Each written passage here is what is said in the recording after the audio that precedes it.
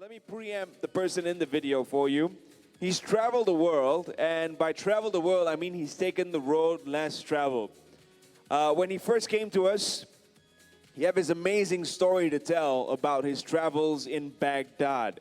I don't know how many of you have been to Baghdad. I have not been to Baghdad, but I've seen just bombs drop on that city.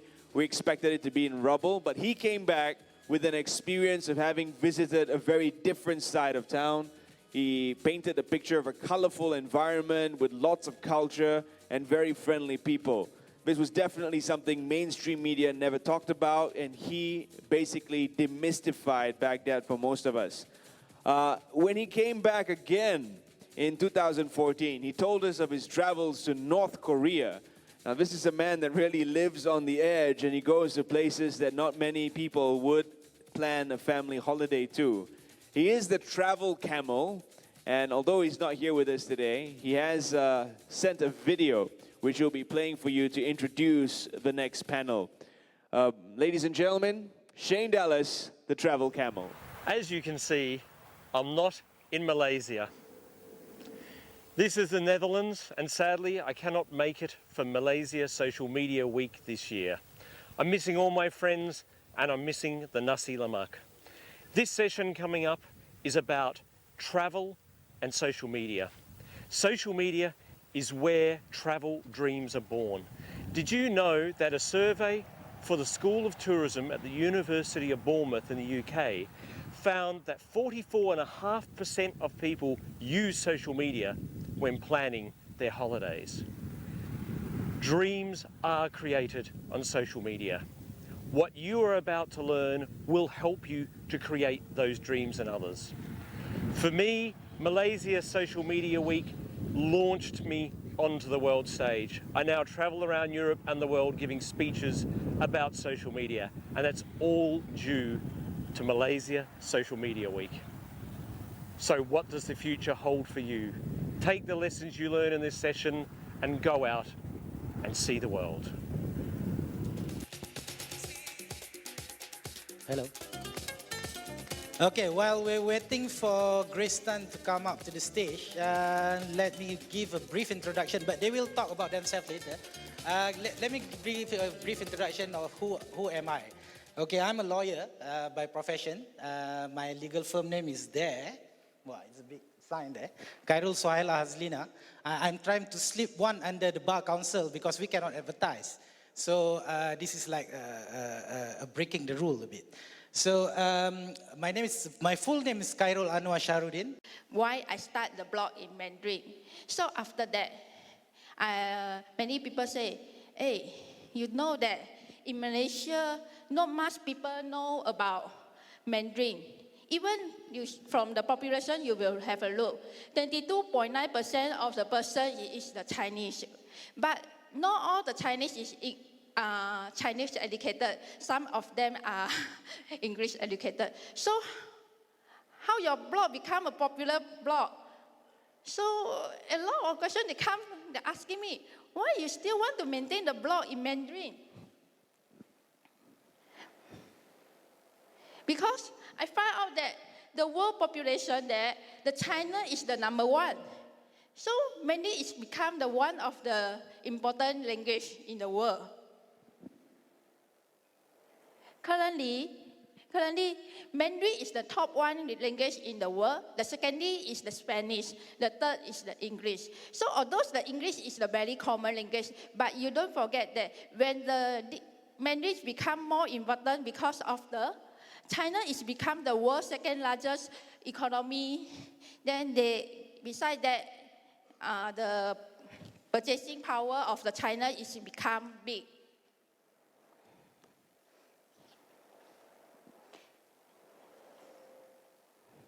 After that, besides that, I also find out that a lot of tourism board, they looking for me because of I understand Mandarin.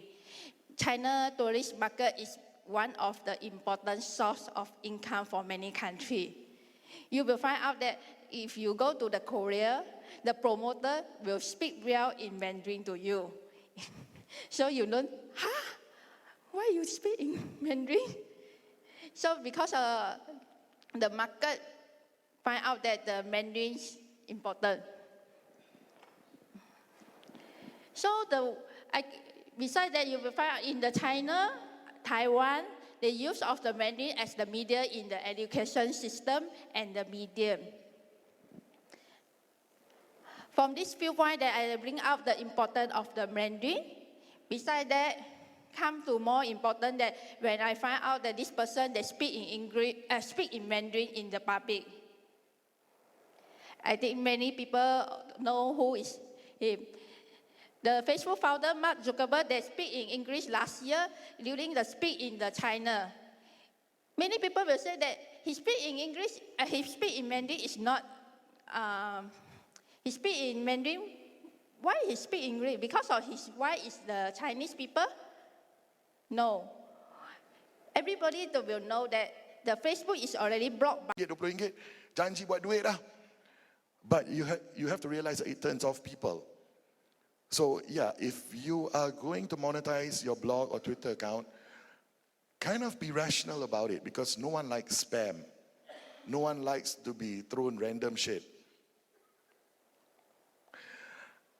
For Twitter itself, it's been a phenomenon. I've seen a lot of Malaysian corporate bodies especially take on Twitter more than bloggers.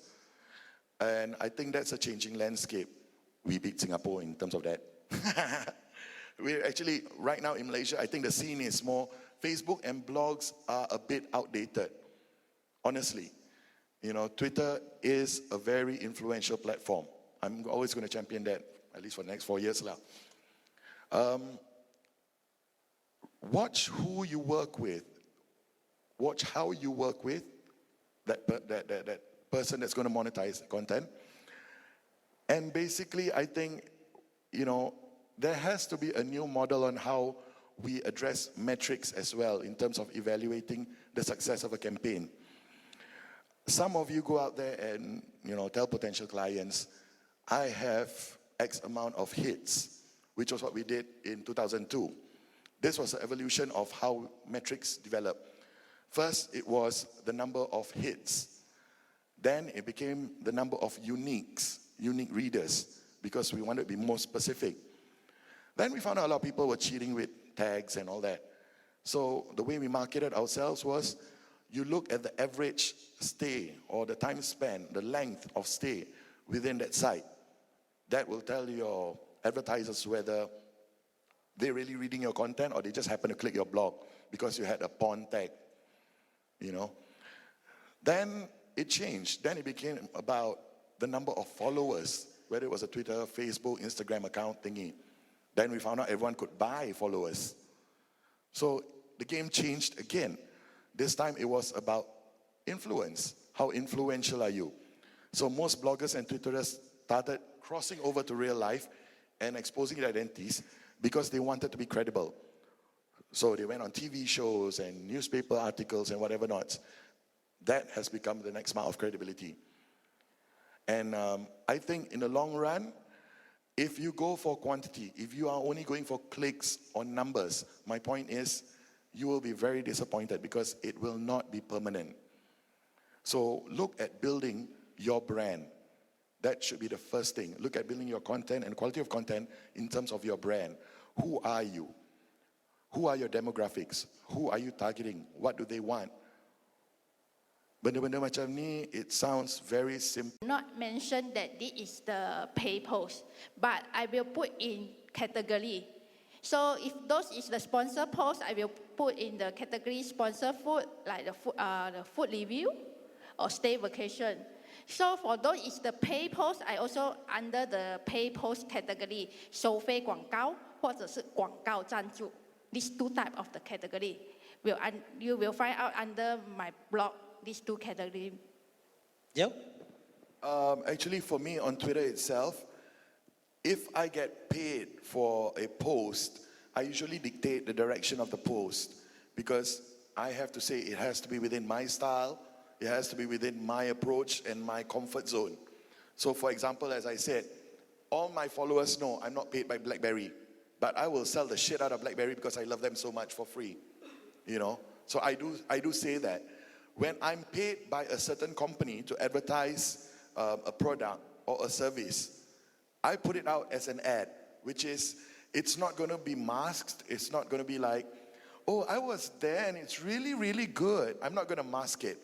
It comes out as an ad.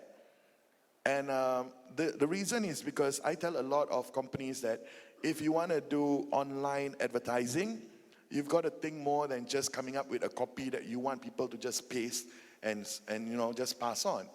There has to be an experience in terms of the ad itself. For example, a few years ago we started doing Rockaway Fest, and then there was what was that festival that just got banned in Singapore? Livescape, the music festival that got banned? Future Music, yes, amen. So yeah, when it came to Future Music and a lot of events, how they wanted to do it was to just promote it straight up, come buy your tickets, get it, blah, blah, blah. We always told them, no, you've got to give something a bit more extra. You can't just you can't just pay me like X amount and ask me to promote it. I think that's not the way. So let's get a conversation going, but in a very appropriate manner that is obvious that it's paid. So, we'll come up with tickets, we'll start conversations on the music act. I prefer things like that which are more organic and not just a direct ad. So to answer your question, yes, I do kind of give an idea that there's going to be an advertorial. But it's not a dirty word. When it's an advertorial, it's not a dirty word. I think the problem with a lot of blogs and blog agencies is they've made advertorial sound really, really dirty. It's like, why should it sound dirty? I mean, if you get paid 500 ringgit or $500 for a blog post, it should not make you feel like some whore walking down the street, walker like that, sexy, abang, mai lah bang.